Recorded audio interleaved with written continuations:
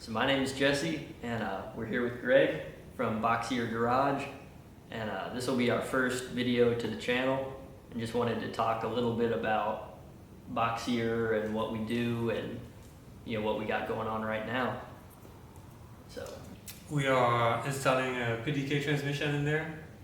Yeah, out of a it's out of a 2016 Porsche GTS, so it's four-wheel drive. And what made you go with that transmission in particular? Because for a van, that's pretty crazy. So I was looking at all kind of possible transmissions. I was first looking at the Subaru transmission with some portal axles, because the Subaru is going the other direction. Yeah.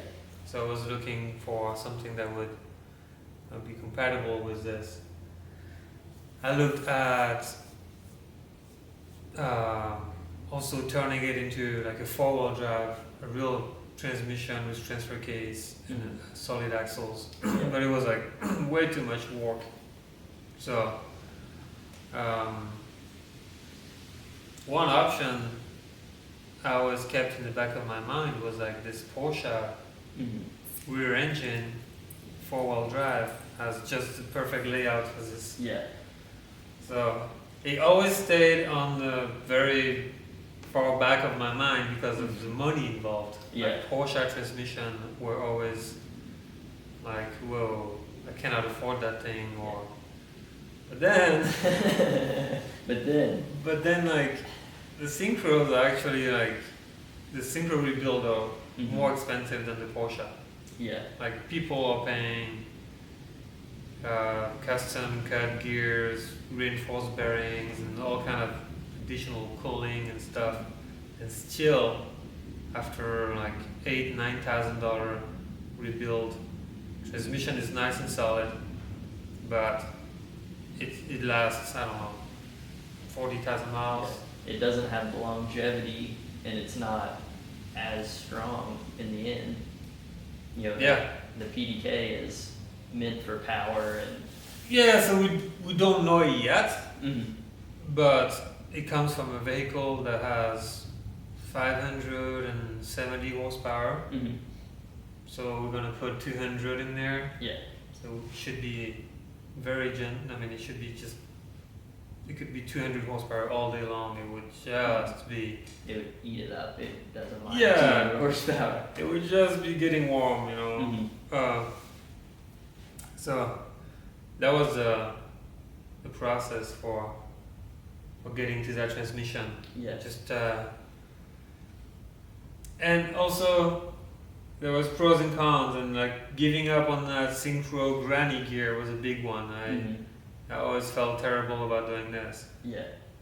But for my van as like a research project, I'm happy to sacrifice this and drive it with a 7-speed it comes with, and see how it feels with the diesel engines revving lower. We should be in some good like wheel speed. So I'm thinking the first can be pretty good geared. It will be kind of short. So yeah, with the 7 speeds, I bet the first gear is gonna be not far off of that granny gear. Yeah, I mean it still is. We are right at the same gearing as the first gear of the Vanagon. Oh, okay. So it is a little different. Yeah, we'll be losing a little bit of the granny gear, but we'll see. Maybe in the future I can add some sort of gearing in there that change the ratio, and so yeah, awesome. Yeah, pretty pumped about this. Well, the next thing with the twin turbo TDI, that's a pretty wild. Yeah, so we went from TDI 140. That was a 2012 generation engine. It was leaned at 50 degrees. So in order to make the PDK work, I had to lean the engine back to 15 degrees, Yeah. like more like the original position. To match the bell housing bolt pattern and everything. Yeah, to be able to clock it properly, to have Mhm. like the oil system be very happy, have the starter location in a good location and reliable. So I had to make all these things happen, and then when I had the engine at 15 degrees for the PDK, I realized, oh, I have a lot of room for turbo. Like this, not only make it workable for the PDK, but it unleashed some potential for power upgrades. Yeah. And that was great because we got a PDK, we can just be like, oh, 350 horsepower, Yeah. no problem. 400 horsepower, like why not? You know, it's the Vanagon, it's awesome. It can drive slow if you want, and can rip if you want, you know, in the dunes and stuff. I mean, I love to be able to send it if I want, and if I want to be efficient, I can just hit the road, chill at 75 miles an hour Yeah. all day, and TDI make 29 miles per gallon, 30. That's awesome. We've seen 31 in the two-wheel drive. Really? Yeah, 29 in the Syncro, like the best case scenario. Mhm.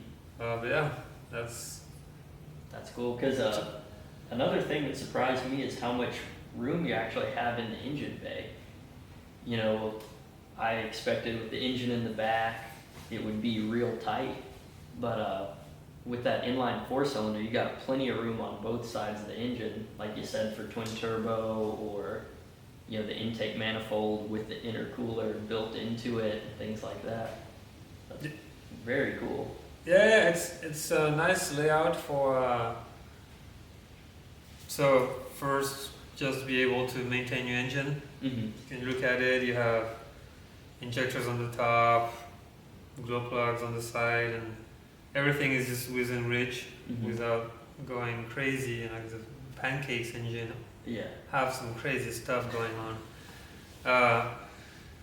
And yeah, the room on the side, yeah, so on the left side of the engine, a lot of room for the turbo and exhaust, and on the right, yeah, intercooler is great, and the potential battery also, more space. Yeah. And I think you kind of touched on it earlier about the Porsche all-wheel drive setup that you're going to run with the PDK. Yeah, And so you're going to have a Porsche diff in the front with a custom drive shaft and everything.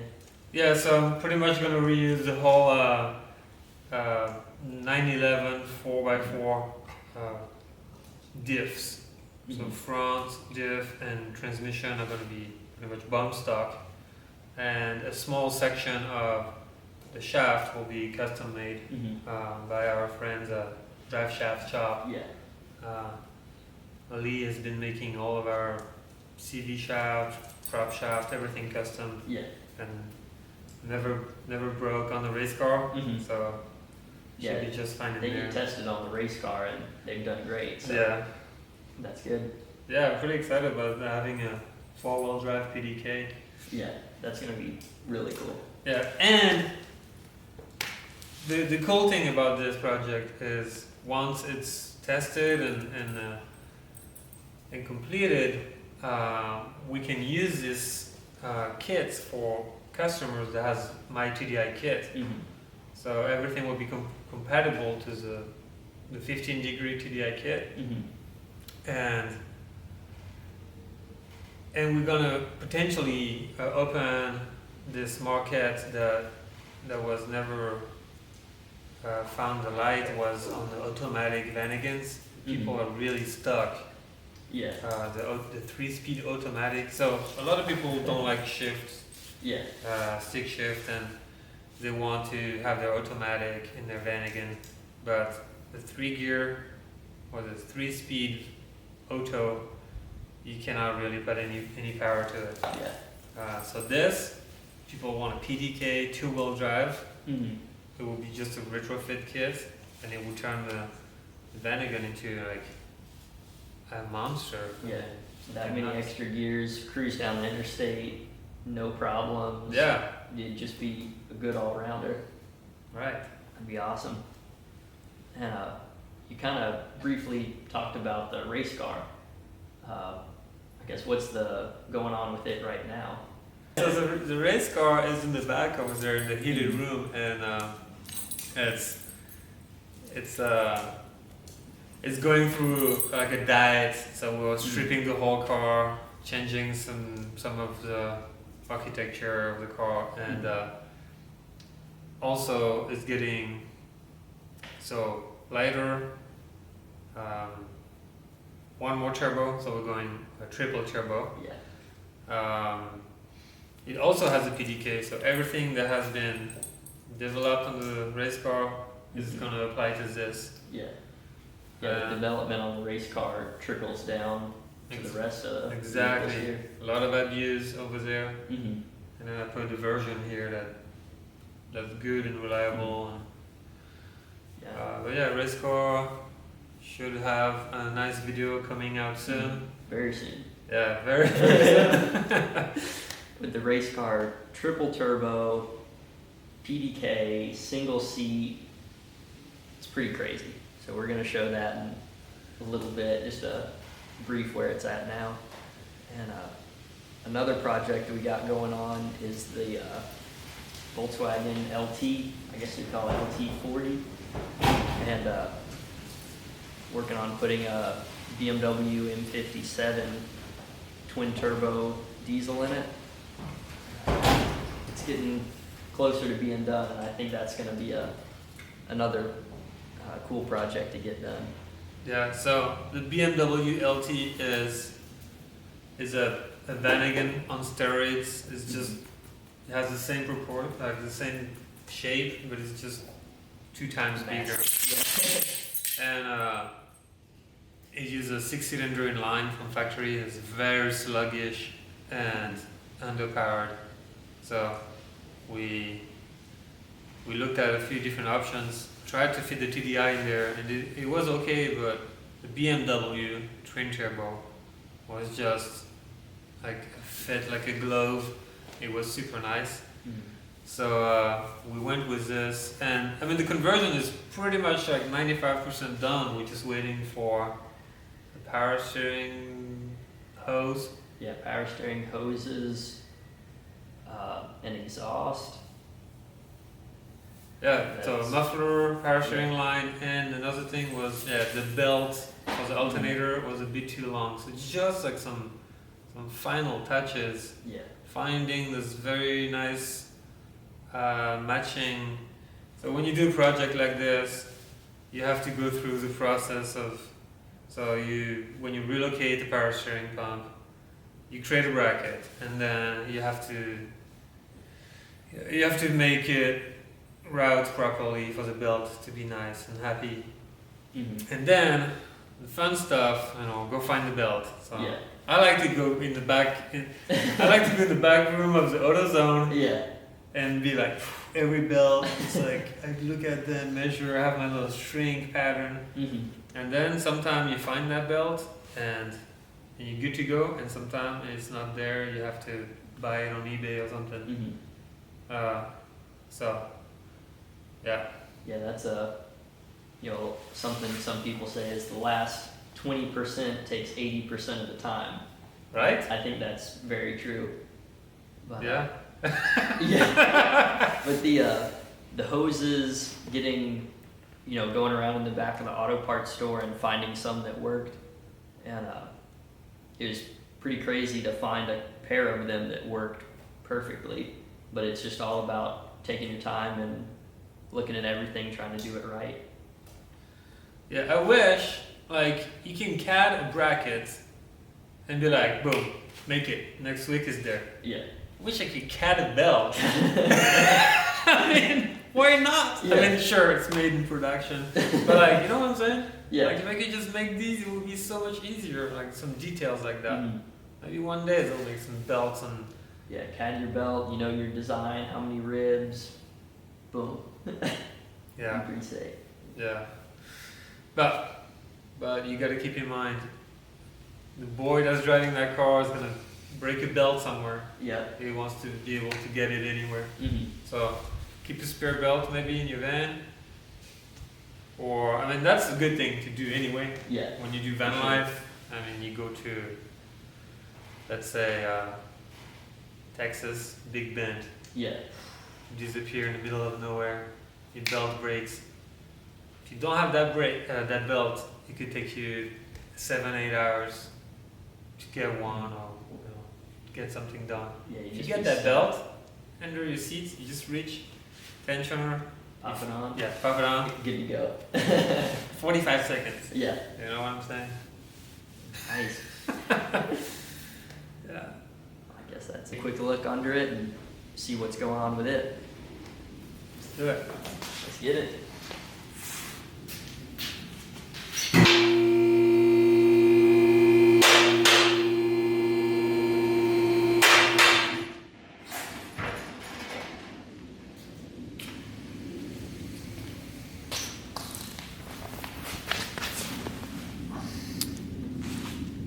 It's pretty nice here.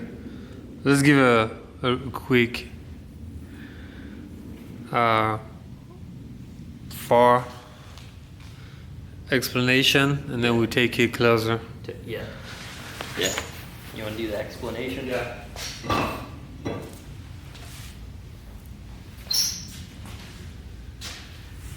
So here we have the Syncro. So it's a 4-wheel drive van, and so the front diff is just located in this area. It's just like the equivalent of a rear diff for a BMW or just a normal car, just like a little small size diff. So in our case, in this van, you have a very small diff in the front, a prop shaft here, and the transmission in the back. So here we can see the PDK, here's the TDI, our mounting system, which is a hydraulic mounting system, and you know, as part of my previous mod, I had the disc brake here in the back, some nice adjustable suspension, Yeah. and Dual Yeah. rate springs, shocks with the remote reservoirs.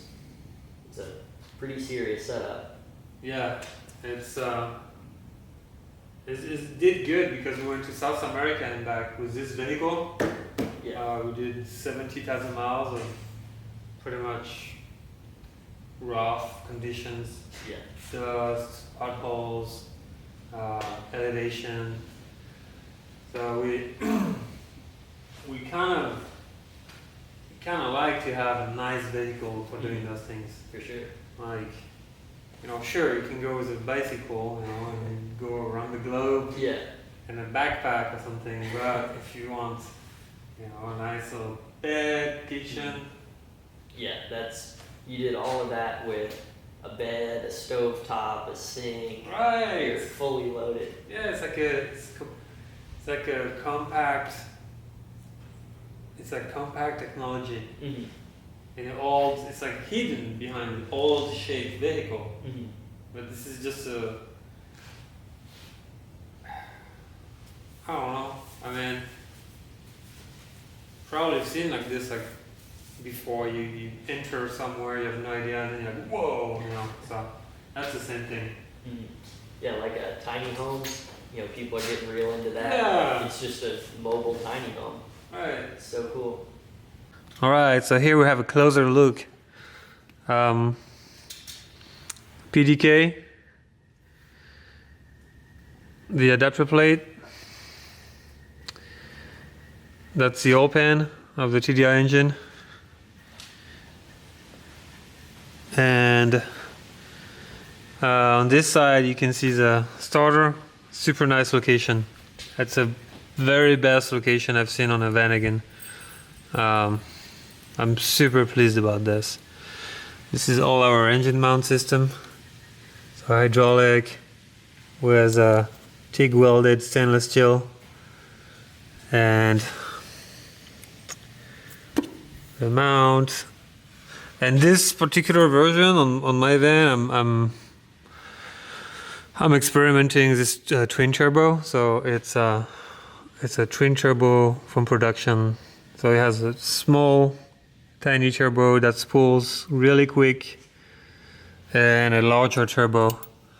And this is capable of around 350 horse, just the way it is, like this original. These use 108 millimeter CVs. It's just a nice setup. So here we have the prop shaft that will be hooked up to that four-wheel drive PDK. These mounts are kind of temporary. I just had features recorded on the CAD drawing, and for my very first prototype, I just don't bother making it nice and looking nice. I just want it to be functional, so those features are very nice. Keeps the transmission in place.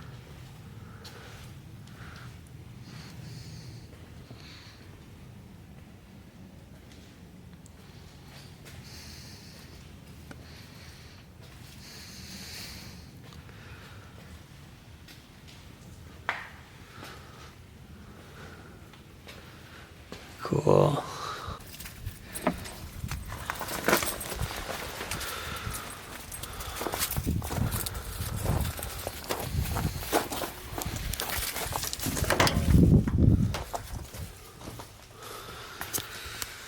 That's a BMW 6-cylinder twin turbo in the LT. A masterpiece. Very nice.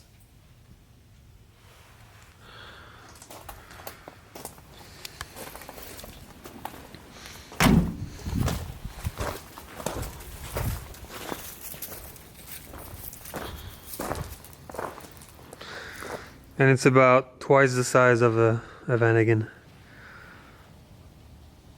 This one is high roof, four-wheel drive, front locker, rear locker. It's amazing. It's gonna become kind of like a Sprinter in terms of like power and nice modern engine, but it just looks so much better. It's a cool vintage Volkswagen vehicle. You keep the vibe.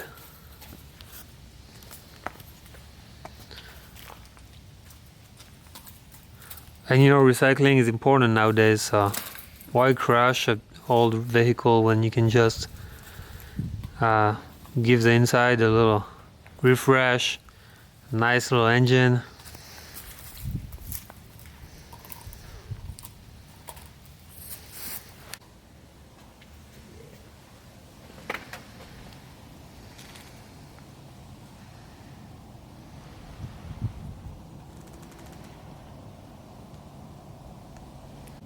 You know, it was like somebody cutting something.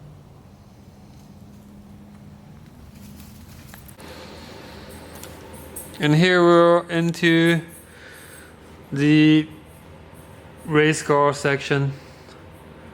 So right now it's on the stands. You can see the PDK and the triple turbo engine. So they're just stacking over there. Right now it's a little bit of a mess, but the car's doing good. What did we do to it, Jesse? I kind of forgot so much. Working on some better ducting in the front end, and a little bit of suspension and braking work. A lot of it's just stripping a lot of weight, and what weight is there, trying to put it as low as possible and get it towards the center of the car. Right. Yeah, we're lowering everything in the car. Even the engine is coming down a few inches. So better center of gravity, lighter componentry, carbon fiber seat, steering wheel, everything carbon fiber, the body pieces, and even the rims and tire got resized because we shaved I think 6 pounds per wheel. Per wheel, wow. So it adds up quickly. Like my buddy said, just take care of the ounces and it will take care of the pounds. I like that. Yeah, that's a good one. Yeah. And by the way, this probably gonna have to reduce the length of all those screws here. Yeah, it's gotta save some weight. Because we know everything that can make you slower by 1 second is critical. Right? Oh yeah. So we're going to be working on orientating the radiator differently so that we can get a big air dam in the front to scoop air in and push it out through the top of the hood. Yes. So pretty much here we're going to have a tunnel that will send the air out of the hood straight up, creating downforce and keeping this system really cool.